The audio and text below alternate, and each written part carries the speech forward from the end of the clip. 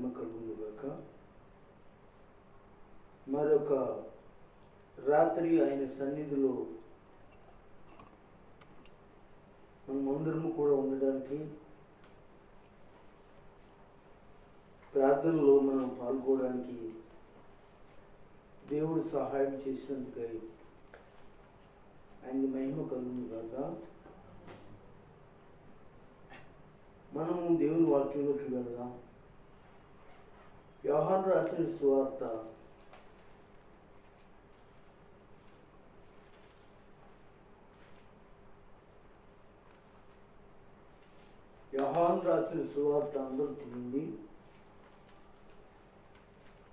1వ అధ్యాయము 1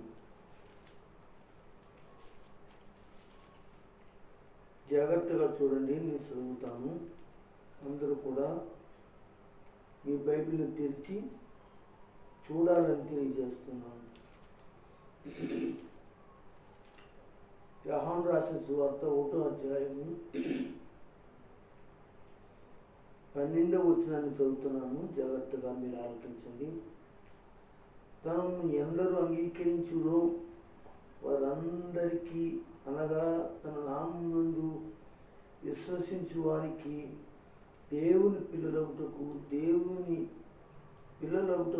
ఆయన అధికారము అనుగ్రహించెను. దేవుని పిల్లలవుటకు ఆయన అనుగ్రహించును. ఇక్కడ ఈ వాక్యంలో దేవుని పిల్లలు అని రాయబడింది. అసలు దేవుని పిల్లలు ఎవరు? బైబిల్ ఏం చెప్తుంది ఆ దేవుని పిల్లల గురించి? ఆ దేవుని పిల్లల యొక్క జీవితాలు ఎలా ఉండాలి?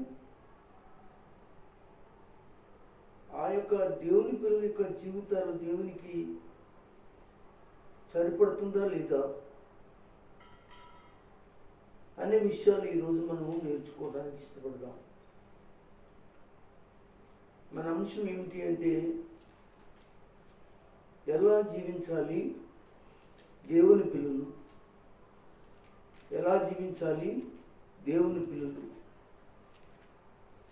కొన్ని వాక్యాలు మీ ముందు ఉంచుతాను, జాగ్రత్తగా మీరు చూడాలని తెలియజేస్తున్నాను.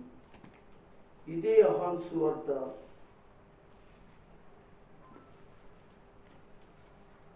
13వ అధ్యాయము. ఇదే యోహాను సువార్త 13వ అధ్యాయము. మనము దేవుని పిల్లలు ఎలాగా కనబడతాము, మనము దేవుని పిల్లలుగా ఎలాగా చిత్రీకరించబడ్డాం, ఎలాగా దేవుని పిల్లలని మనం చెప్పగలం దేవుని ఎదుట మనం నిలబడినప్పుడు అని కొన్ని సంగతులు ఈరోజు మనం నేర్చుకోబోతున్నాం. 13వ అధ్యాయం తెరవండి. యోహాను సువార్త 13వ అధ్యాయము. జాగ్రత్తగా మీరు వినండి, నేను చదువుతున్నాను. మీరు ఒకరినొకరు, 34 వచనం చదువుతున్నాను, 34 వచనం, 35 వచనం చదువుతాను. మీరు ఒకరినొకరు ప్రేమింపవలని మీకు కొత్త ఆజ్ఞ ఇచ్చుచున్నాను. నేను మిమ్మల్ని ప్రేమించినట్లు మీరును ఒకరినొకరు ప్రేమింపవలెను. మీరు ఒకని ఎడల ఒకడు ప్రేమ గలవారైన ఎడల దీనిని బట్టి మీరు నా శిష్యులని అందరూ తెలుసుకోవాలని అంటున్నాడు. ఇక్కడ దీనిని బట్టి మీరు నా శిష్యులు లేక నా పిల్లలు అనే విషయాన్ని ఇక్కడ చెప్తున్నాడు. ఎలా జీవించాలి దేవుని పిల్లలు నేర్పిస్తున్నాడు. అలా ఉండమని చెప్తున్నాడు ఆయన. ఏమని?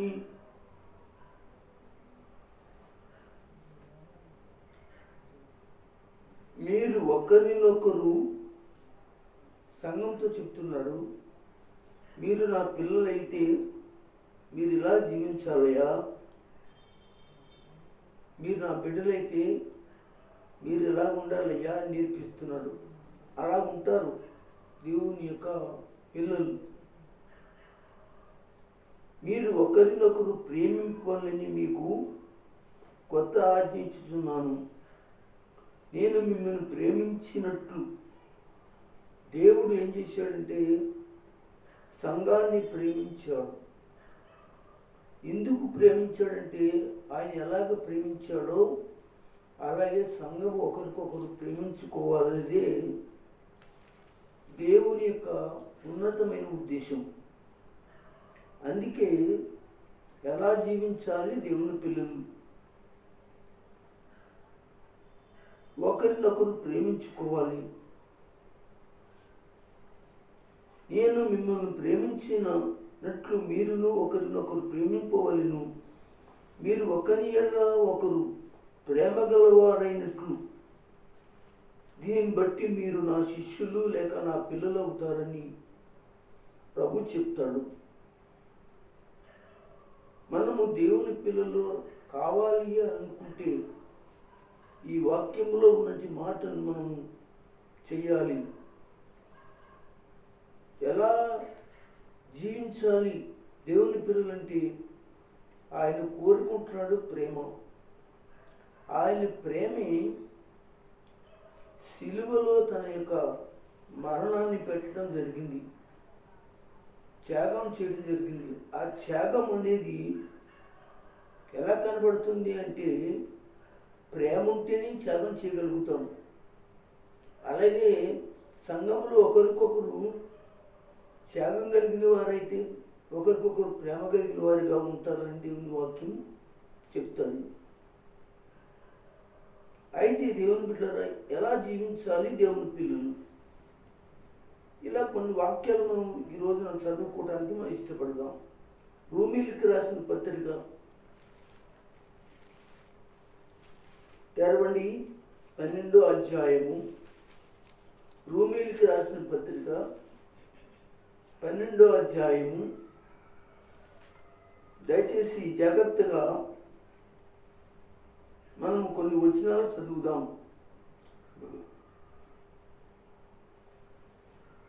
12వ అధ్యాయం నుంచి 9వ వచనం నుంచి చదువుతున్నాము. మీ ప్రేమ నిష్కపటమై ఉండవలెను. ఎలాగ జీవించాలి దేవుని పిల్లలు అంటే ప్రేమలో కపటం ఉండకూడదు. ప్రేమలో ఎటువంటి కళంకం ఉండకూడదు అంటున్నాడు.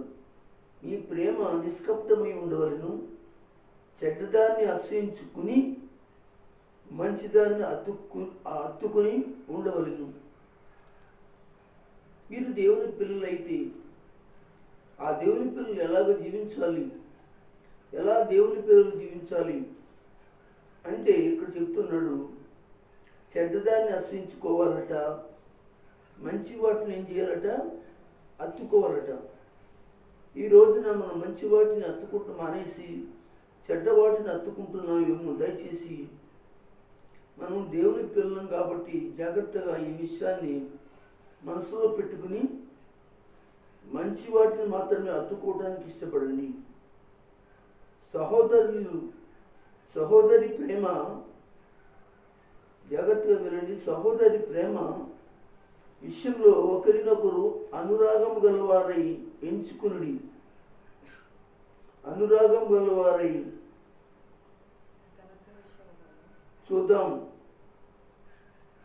సహోదరి ప్రేమ, సంఘంలో సహోదరి ప్రేమ. ఇక్కడ మళ్ళా చెప్తున్నాడు ఎలాగ జీవించాలి దేవుని పిల్లలు. ఆ దేవుని పిల్లల్ని ఏమంటారంటే సహోదరి సహోదరులు అంటున్నాడు. సహోదరి ప్రేమ విషయంలో ఒకరినొకరు అనురాగం గలవారై, అనురాగం కనపడాలండి ఆ ప్రేమలో. ఈ లోక ప్రేమలో అనురాగం కనపడకపోయినా పర్వాలేదు, కానీ క్రీస్తు సంఘం, క్రీస్తు ప్రేమలో ఒకరికొకరు అనురాగం గలవారై ఉండాలి. ఘనత విషయంలో ఒకరినొకరు గొప్పగా ఎంచుకోవాలి. వింటున్నారా? దేవుని పిల్లలు, సహోదరులు ఒకరి పట్ల ఒకరు ఏం చేసుకోవాలి? ఘనత విషయంలో గొప్పగా చెప్పుకోవాలి. హీనంగా మాట్లాడుకోకూడదు, హీనంగా చెప్పుకోకూడదు. ఘనత విషయంలో ఒకరినొకరు గొప్పగా ఎంచుకోనండి, అది మంచిది.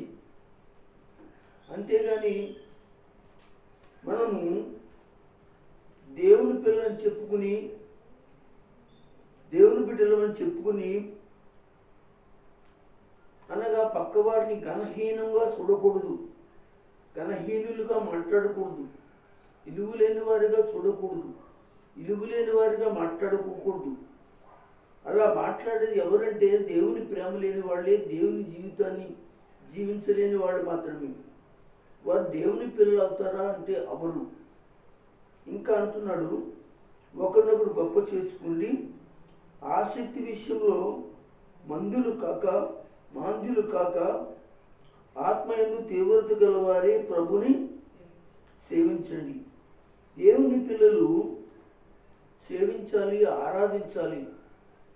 పరిచర్యలో, అలాగే పాటల్లో, వాక్యం చదవడంలో, ప్రార్థన చేయడంలో, దేవుని ఆరాధించడంలో, ప్రభువుని సేవించడంలో ఎలా ఉండాలంటే దేవుని పిల్లలుగా కనపడాలి తప్ప అలాంటి ప్రేమ, అలాంటి యొక్క జీవితం దేవుని పిల్లలకు కావాలని ప్రభు కోరుకుంటారు.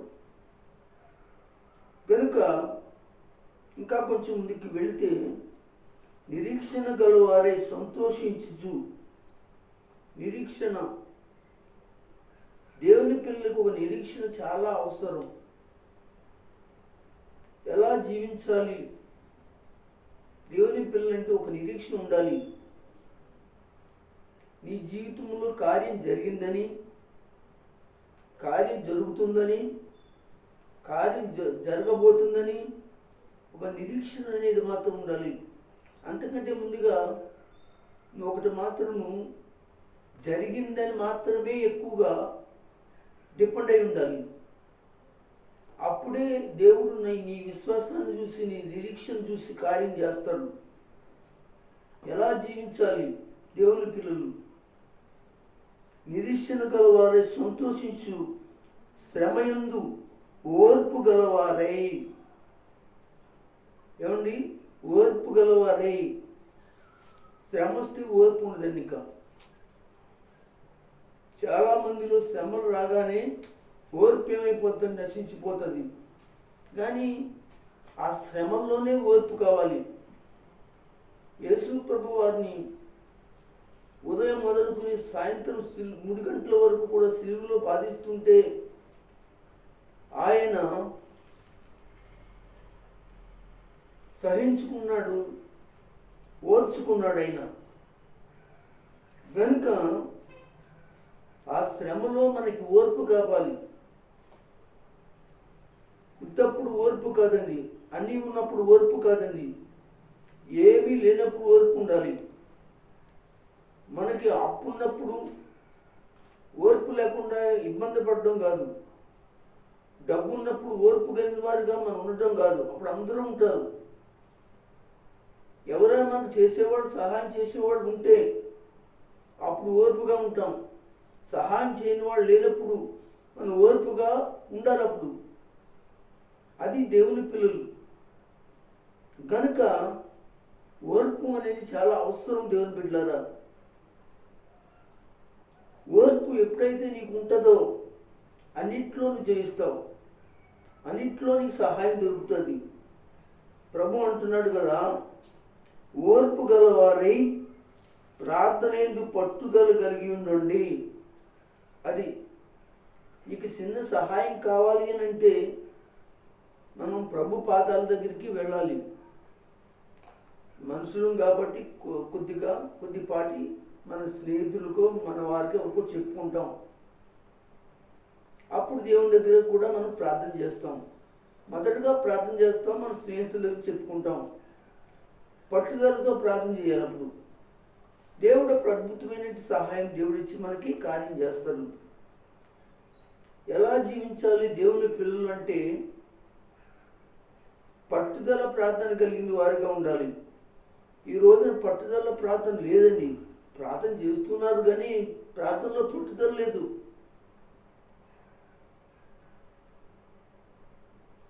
దేవుని గట్టిగా పట్టుకుంటలేదు. విడిచిపెట్టుకోకుండా కార్యం జరిగే వరకు అడగట్లేదు. చాలా ఓర్పు అనే దానిలో లేకపోవటం వల్ల ప్రార్థనలో పట్టుదలగా లేకపోతున్నారు. కనుక దయచేసి కింద ఇంకా చెప్తాడు, పరిశుద్ధుల అవసరతలలో పాలువారవుచు శ్రద్ధగా ఆతిథ్యం ఇచ్చుచుండండి అని చెప్తున్నాడు.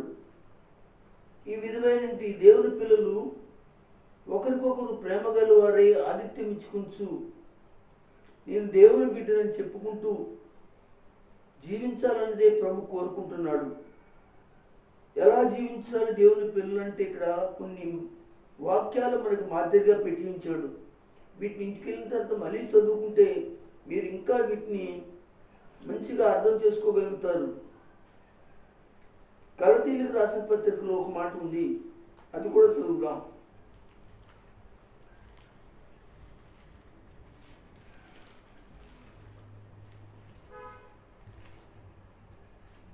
ఐదో అధ్యాయం తెరవండి. ఎలా జీవించాలి దేవుని పిల్లలు అనేవారు. 5వ అధ్యాయంలో కొన్ని వచనాలు నేను చదువుతాను, చూడండి. 5వ అధ్యాయం తెరిచి 22 నుంచి చదువుతున్నాను. జాగ్రత్తగా మీరు బాగా ఆలకించండి.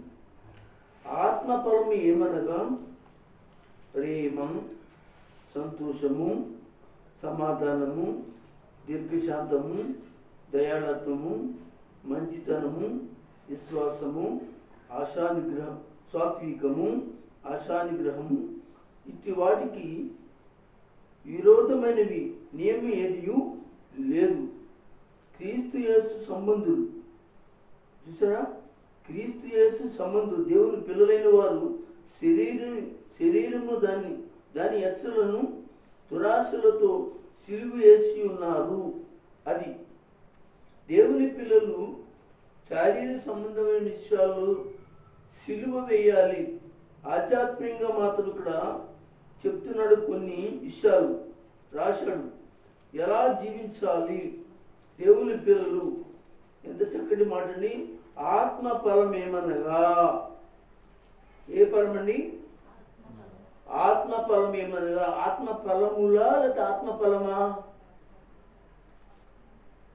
చూడండి, ఆత్మ ఫలము, అంతేగాని ఆత్మ ఫలములు అనలేదు. మీరు అనుకోవచ్చు ఆత్మ ఫలం అనగా ప్రేమ ఒక ఫలము, సంతోషం ఒక ఫలము, సమాధానం ఒక ఫలము, దీర్ఘశాంతం ఒక ఫలము, దయాళత్వం ఒక ఫలము, మంచితనం ఒక ఫలము, విశ్వాసము ఒక ఫలము, సాత్వికము అని ఒక ఫలము, ఆశానిగ్రహము అని ఫలము. ఇక్కడ 9 ఫలాలు లేక మనకి కనపడుతున్నాయి. కానీ ఇది ఒకటే ఆత్మ ఫలము అన్నాడు, కానీ ఆత్మ ఫలములు అనలేదు అక్కడ. అంటే సంఘానికి ఆత్మ ఫలము చాలా అవసరం. అంటే ఈ ఆత్మ ఫలము అంటే ఒక మాట చెప్పుకుంటారు మీకు ఎవరు అయినట్లుగా, మీరు కొట్టు దగ్గరికి వెళతారు, ఒక కమలా పండుని కొన్నారు ఏమండి, ఒక కమలా పండుని కొన్నారనుకోండి, దాన్ని ఏమంటారు? పండుని ఫలము, కమలా ఫలము కదా, నారింజ ఫలము, బత్తాయి ఫలము. కానీ అది ఫలము ఒక్కటే కాయది. కానీ ఒలిచిన తర్వాత దాంట్లో ఎన్ని తొనలు ఉంటాయి? 10 ఉండొచ్చు, 9 ఉండొచ్చు, ఎన్నైనా ఉండొచ్చు. కనుక ఫలం ఉంటే కానీ దాంట్లో ఉన్నవి ఏంటంటే 9. అంటే సంఘము అనేటువంటి దేవుని పిల్లలు ఎలా జీవించాలి అనే దాని గురించి చెప్తున్నాడు ఇక్కడ. ఫలం ఉంటే కానీ ఆ ఫలములో ఏముండాలి అంటే ఆ తొనలు, అంటే తొనలు కదా, ఇక్కడ 9 తొనలు చెప్తున్నాడు. మొదటిది ప్రేమ, సంతోషము, సమాధానము, దీర్ఘశాంతము, దయాళత్వము, మంచితనము, విశ్వాసము, సాత్వికము, ఆశానిగ్రహము అని చెప్తున్నాడు. కానీ ఇవి దేవుని పిల్లల్లో ఉండాలి. ఇది శరీర సంబంధమైన ఫలము కాదు. కానీ శరీర సంబంధమైన ఫలాలు మనకి ఎక్కడ దొరుకుతాయి?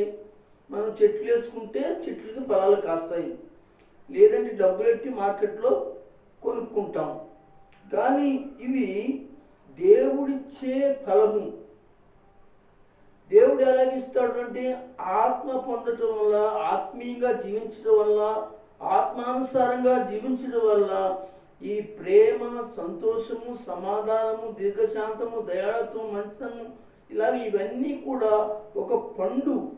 ఆ పండులో ఉన్న తొనలన్నీ కూడా, ఈ భావాలన్నీ కూడా నీలో ఉండి ఏం చేస్తావు అంటే తెలిసిందే, దేవునికి తగినట్లుగా జీవిస్తావు, దేవునికి తగినట్లుగా బ్రతుకుతావు.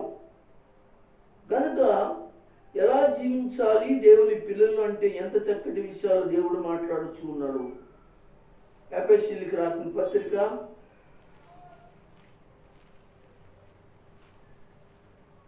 ఎఫెసీయులకు రాసిన పత్రిక 4వ అధ్యాయము అందరూ తెరిచి చూడండి.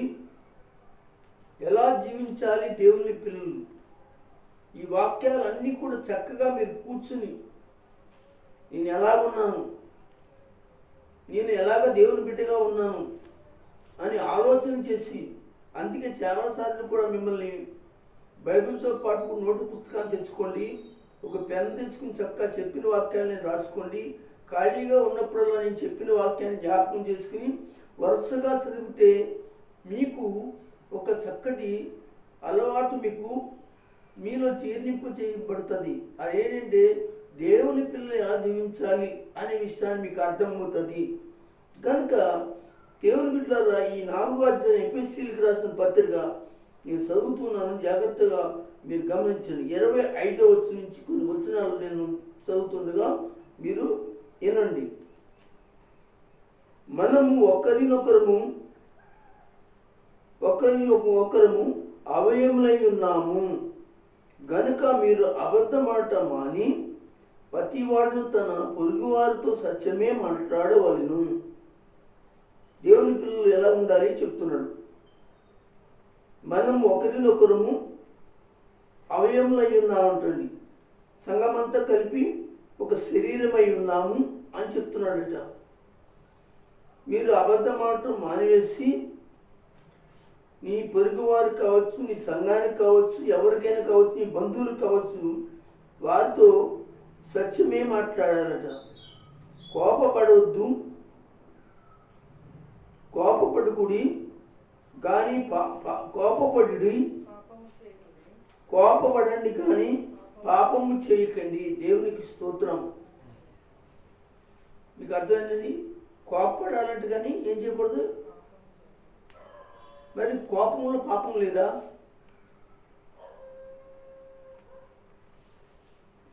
అమ్మా, కోపపడండి కానీ పాపం చేయకండి అంటున్నాడు. మళ్ళీ ఇదేంటి? కోపపడుతున్నప్పుడు కదా పాపం చేసినప్పుడు అవుతాం.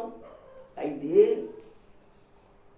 ఇప్పుడు సాయంకాలం కోపడ్డాం, తెల్లారినప్పుడు ఆ కోపము ఉండకూడదు. మళ్ళీ ఎప్పుడు మామూలుగానే మాట్లాడేసుకోవాలి. అది అలాగే నిలిచిపోయింది అనుకోండి, అది పాపం. అటువంటి ఏదో కాదు పాపం. మీరు అనుకుంటారు ఏదో పాపం అనుకుంటారు, కానీ వాక్యంలో దేవుడు ఏది పాపమో ఏది పాపం కాదో దేవుడు చెప్పాడు. ఇక్కడ అన్నాడు, కోపపడుడి కానీ పాపం చేయకండి. కోపడడం తప్పేం లేదు. తప్పు చేసేదనుకోండి, కోపడడం మనకి ధర్మమే. మన పిల్లలు ఏం చేశారు? కోపడ్డాం, తప్పు చేశాడు, కోపడ్డాడు. కానీ తెల్లారినప్పుడు ఏముండకూడదు, ఆడి మీద కోపం ఉండకూడదు, కానీ ఏముండాలి?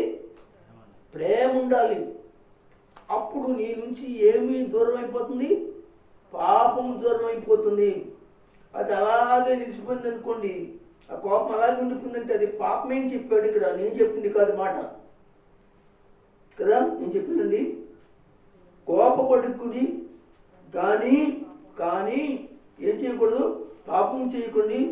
సూర్యాస్తమించే వరకు, ఇక్కడ చూసారా, ఇక్కడ రాసేసాడు,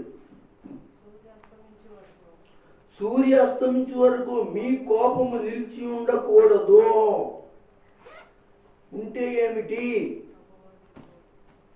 అపవాది వచ్చి నిన్ను పాపంలో పడగొట్టేస్తాడు. అలా చూద్దాం. కోపపడుడి కానీ పాపము చేయకండి. వాస్తవమైన భార్య భర్త మీద కోపపడచ్చు. ఆ భార్య తెల్లారేటప్పటికి, మళ్ళీ తెల్లారేటప్పుడు సూర్యోదయం అయ్యేటప్పటికి ఆయన లెక్కొట్టి టీ పెట్టి భోజనం పెట్టి టిఫిన్ పెట్టి పంపించాలి. అలాగే భర్త కోపడ్డాడు అనుకోండి, మళ్ళీ ఉదయమే లేచి ఆమెని నేను వెళ్తున్నాను చేస్తున్నాను నీకేం కావాలని అడగాలి. అప్పుడు ఆ కోపంలో ఏమి లేదు, పాపం లేదు కదా. ఎలా జీవించాలి దేవుని పిల్లలు, ఇది తెలుసుకుంటుంది ఈ మధ్యన ఎవరు. మనకి ప్రార్థనలకు వెళ్ళిపోవడం రావడం కాదండి. ఆదివారం ప్రార్థనకు రావడం, శనివారం ప్రార్థనకు రావడం, మంగళవారం ప్రార్థన, ఇదే. కానీ మనం నేర్చుకోవాల్సింది, దేవుడు మనకు నేర్పించాలనుకున్నది మనం నేర్చుకోలేకపోతూ ఉన్నాం. మనం దేవుని పిల్లలమని ఎలా తెలుస్తుంది అని అడిగితే, ఇదిగోండి దేవుని వాక్యం మనకి చెప్తుంది. ఏమండి, ఎప్పుడు వరకు ఉండకూడదు, సూర్య అస్తమయ వరకును మీ కోపము నిలిచి ఉండకూడదు. ఇంకా వదిలిపెట్టేది అది. మా ఉంటే 1 గంట 2 గంటలు 3 గంటలు 4 గంటలు 5 గంటలు 6 గంటలు అంతే. రోజుల తరబడి, సంవత్సరాల తరబడి, వారాల తరబడి ఉండకూడదు. ఉంది అంటే ఏంటో తెలుసు అంటే అపవాదికి చోటిస్తా ఉంటారు. కింద చెప్పుకొచ్చాడు, అదంతా చదువుతాం. అపవాదికి చోటు ఇవ్వకుడి అంటే దేని చోటిచ్చావు నువ్వు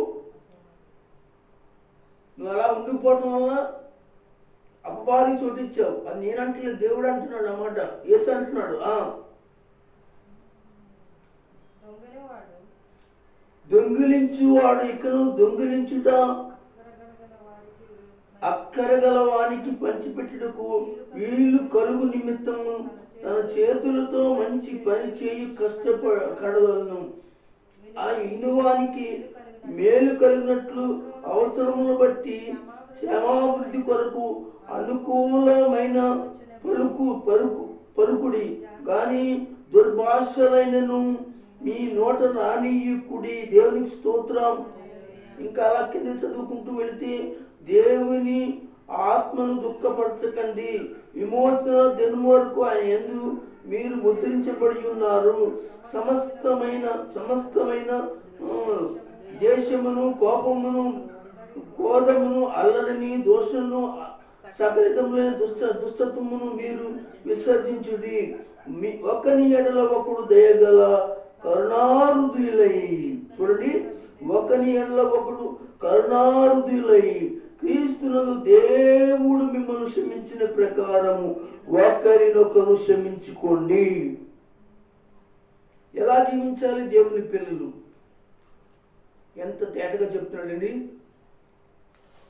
ఎంత తేటగా చెప్తున్నాడండి. మనం ఇంకా దీని గురించి పెద్ద వ్యాఖ్యానం చేయక్కర్లేదు, చదువుతుంటే మనకు అర్థమైపోతుంది. కొలస్సీలకు రాసిన పత్రిక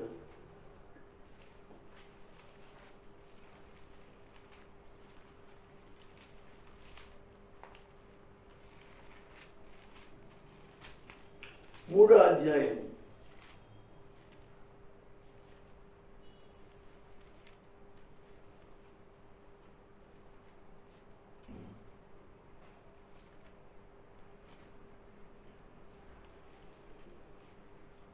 కొలస్సీలకు రాసిన పత్రిక 3వ అధ్యాయము 12వ వచనం నుంచి 17వ వచనం వరకు చదువుదాం. కాగా దేవుని చేత ఏర్పరచబడిన వారును, చూడండి, సంఘం అంటండి దేవుని చేత ఏం చేయబడ్డది, ఏర్పరచబడిన వారు. కనుక ఆ పిల్లలు ఎలా ఉండాలి? పరిశుద్ధులను, ప్రియులైన వారికి తగినట్లుగా దయాళత్వమును, వినయమును, ఉమ్, సాత్వికమును, ఉమ్. దీర్ఘశాంతము ధరించుకొనుడి. ఇదిగోండి ఇలాగ ఇవన్నీ కూడా దేవుని పిల్లలు ధరించుకోండి.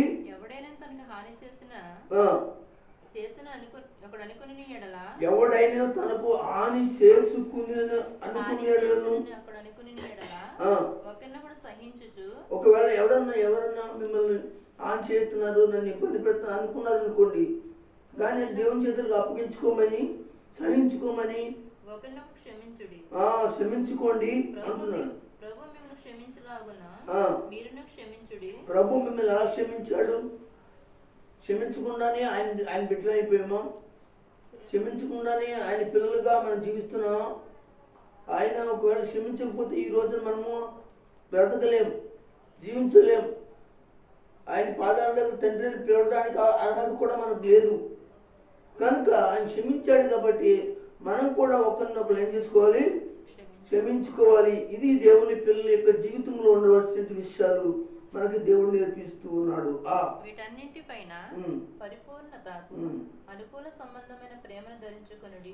వీటన్నిటిపైన ఏం చేసుకోవాలి? పరిపూర్ణతకు అనుగ్రహించు సమాధాన అదేనమ్మా పరిపూర్ణతకు అనుసంబంధమైన ప్రేమను ధరించుకొనుడి.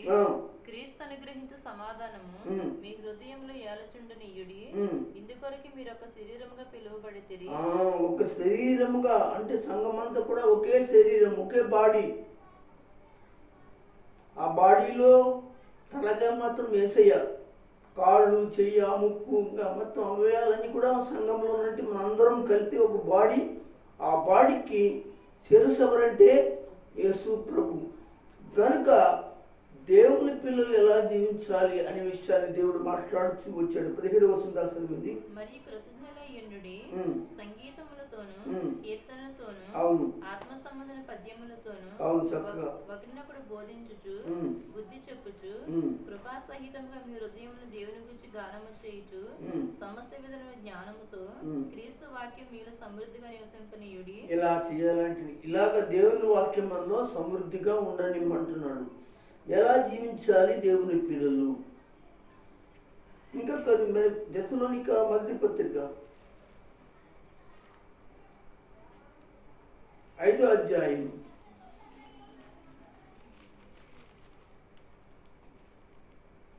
12 నుంచి 14 వరకు చదవండి.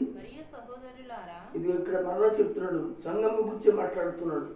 మరియు సహోదరులారా అంటే ఎవరు? సంఘమే. మీలో ప్రయాసపడుచు ప్రభువునందు మీకు పైవారయ్యుండి బుద్ధి చెప్పు వారిని మన్నన చేసి వారి పనిని బట్టి వారి ప్రేమతో మిక్కిలి ఘనముగా ఎంచవలెనని వేడుకొనుచున్నాము. అంటే మీకు పైగా ఉన్నవారు మీకు బుద్ధి చెప్పడం అంటే వాక్యం చెప్పటం. బుద్ధి చెప్పడం అంటే ఏది? వేరే ఒక అభిప్రాయంలోకి వెళ్ళకండి. అంటే దేవుని వాక్యం చెప్పటం. కనుక వారిని మన్నించండి, గౌరవించండి. వారి పనిని బట్టి అయినా కానీ మీరేం చేస్తారు?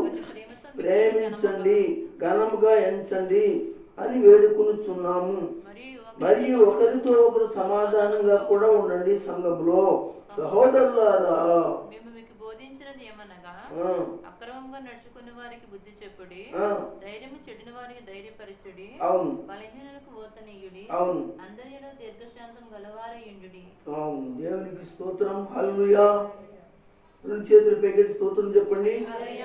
ఇదండి, ఈ విధంగా దేవుని పిల్లలు ఎలా ఉండాలో మనకి నేర్పించడం జరుగుతుంది. మనము దేవుడు నేర్పిస్తున్నప్పుడు మనం నేర్చుకోవాలి. ఒకవేళ మనం చనిపోయిన తర్వాత నేర్చుకోవడానికి ఇంకా అవకాశం అక్కడ మరి చనిపోయిన తర్వాత అవకాశం ఉండదు. ఒకవేళ నువ్వు పరలోకం వెళ్తావో వెళ్ళవో అది తర్వాత విషయం. కానీ భూమి మీద ఉన్నప్పుడు మాత్రం దేవుని వాక్యం నీకు నేర్పిస్తున్నప్పుడు దేవుని పిల్లలుగా జీవించడానికి మాత్రం నేను నేర్చుకోవాలని వాక్యం సెలవిస్తూ ఉంది. కనుక ఈ వాక్యాన్ని బట్టి మీరందరూ కూడా ఇంటి దగ్గర చాలా జాగ్రత్తగా మీరు చదువుకుంటే చక్కగా మీరు దేవుని పిల్లలు అవడానికి చాలా దీవెనకరంగా మీరు జీవించగలుగుతారని తెలియజేస్తూ ఉంది. తీతుకు రాసిన పత్రిక కూడా చూద్దాం. తిమోథేయుకు 2వ పత్రిక అవతరం చూడండి.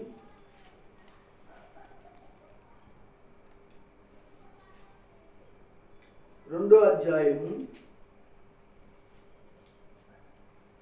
2వ అధ్యాయము 11 నుంచి 14 వచనాలు ఒకసారి చదవండి. ఏలయనగా సమస్త మనుషులను రక్షణార్థమైన దేవుని కృప ప్రత్యక్షమై మరియు భక్తిహీనత ఇహలోక సంబంధం దురాశను విసర్జించి 2వ అధ్యాయం 11 నుంచి చదువుతున్నారు. ఏలయనగా సమస్త మనుషులకు రక్షణకరమైన దేవుని కృప ప్రత్యక్షమై మనము భక్తిహీనతను చూడండి. మనం అంటే అనగా దేవుని పిల్లలు. మనము భక్తిహీనతను ఇహలోక సంబంధం దురాశలను విసర్జించి, రెండోదిగా ఇహలోక సంబంధమైన దురాశలను విసర్జించి, మూడోది శుభప్రదమైన నిరీక్షణ నిమిత్తము అనగా మహాదేవుడును మన రక్షకుడైన యేసుక్రీస్తు మహిమ యొక్కయు ఎదురుచూచు ఈ లోకములో స్వస్థ బుద్ధితోను నీతితోను భక్తితోను బ్రతికిచుండవలెను. దేవునికి మహిమ కలుగును గాక. బ్రతికిచుండవలని మనకు బోధించుచున్నది. అంటే సంఘంలో బోధించుతుంది పరిశుద్ధాత్ముడు, దేవుని సేవకుడు.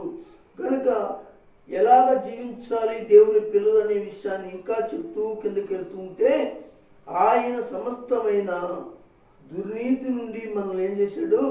విమోచించి అండి సత్క్రియ విషయంలో ఆసక్తి గల వారైన ప్రజలుగా పవిత్రముగాను తన సొత్తుగా చేసుకొనుటకు తను తానే మన కొరకు అర్పించుకొనెను.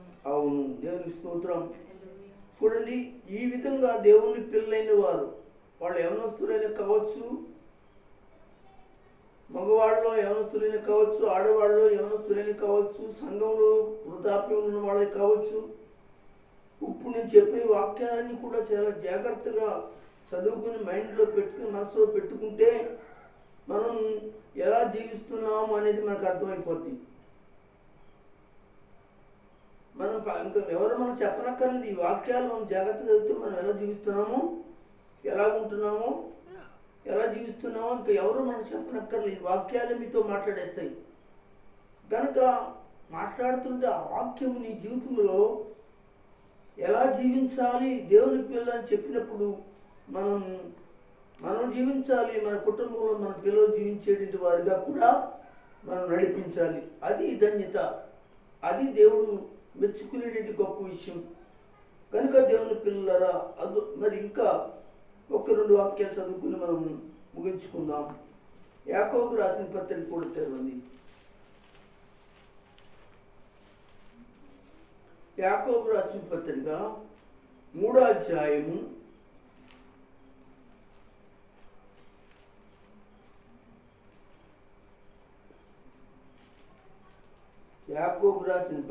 3వ అధ్యాయము 13 నుంచి 18 వరకు చదవండి. మీలో జ్ఞాన వివేకము గలవాడెవడు? వాడు జ్ఞానముతో కూడిన సాత్వికము గలవాడే. చూడండి ఏమంటాడు? సాత్వికము గలవాడై. సాత్వికం చాలా అవసరం. తర్వాత తన యోగ్య ప్రవర్తన యోగ్యతగా ఉండాలటండి. తన క్రియలు కనపరచవలెను. తన క్రియలు చేసే పనులు కనపడాలట. అయితే మీ హృదయంలో సహింపవలని కాని మత్సరమును వివాదమును ఉంచుకున్న వారైతే అతిశయపడవద్దు అని విడిచిపెట్టేయండి. సత్యమునకు విరోధముగా అబద్ధమాడవద్దు. జ్ఞానము పైనుండి వచ్చినది కాదు. అది పైనుంచి వచ్చిన దేవుని యొక్క ఆత్మ అనుగ్రహించిన జ్ఞానం కాదది. భూ సంబంధమైనది, ప్రకృతి సంబంధమైనది, దైవ్యముల జ్ఞానము వంటిది అయి ఉన్నది. అయితే దేవుని నుంచి వచ్చిన ఆ జ్ఞానము, బుద్ధి, వివేచన దేవుని పిల్లలుగా ఉండడానికి అనుగ్రహింపని జ్ఞానం ఇక్కడ 16 వచనం నుంచి రాస్తున్నాడు. ఎలాగనగా మత్సరమును వివాదమును ఎక్కడ ఉండునో అక్కడ అల్లరియు ప్రతి నీచ కార్యం ఉంటుందటండి. చూసారు ఎంత భయంకర విషయము. అయితే 17వ వచనం అంటాడు, అయితే పైనుండి వచ్చినట్టు పరిశుద్ధాత్మ చేత నింపబడినట్టు కార్యం ఎలా ఉంటుందో తెలుసా? జ్ఞానమైనదియు, మృదుమైనదియు, సులువుగా లోబడినదియు, కనికరముతో మంచి ఫలముతో నిండుకున్నదియు, పక్షపాతము వేషధారణ లేనిదై ఉన్నది. నీతి ఫలము సమాధానము చేయు వారికి సమాధానము ఇత్తబడును. ఎంత చక్కటి విషయాలు ప్రభు రాశాడు.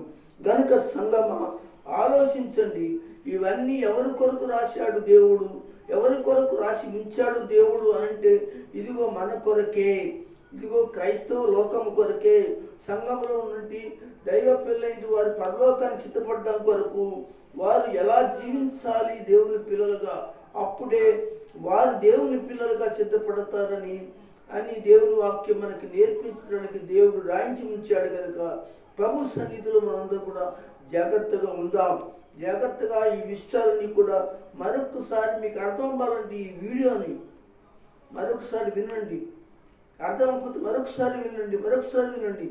విని చక్కగా వాక్యాలను ఎలా ఉన్నాయో వాటిని చూచి మీ మనసులను అనగా దేవుని కొరకు సిద్ధపరచుకోండి. దేవుని పిల్లలకి అలాగా జీవించడానికి దేవుడు కృపా మహిమ మీ జీవితాల్లో ప్రభు అనుగ్రహించునుగాక. ఆమేన్. దేవుడి మాటలు మనందరి ఇంట్లో దీవించునుగాక. ఆమేన్.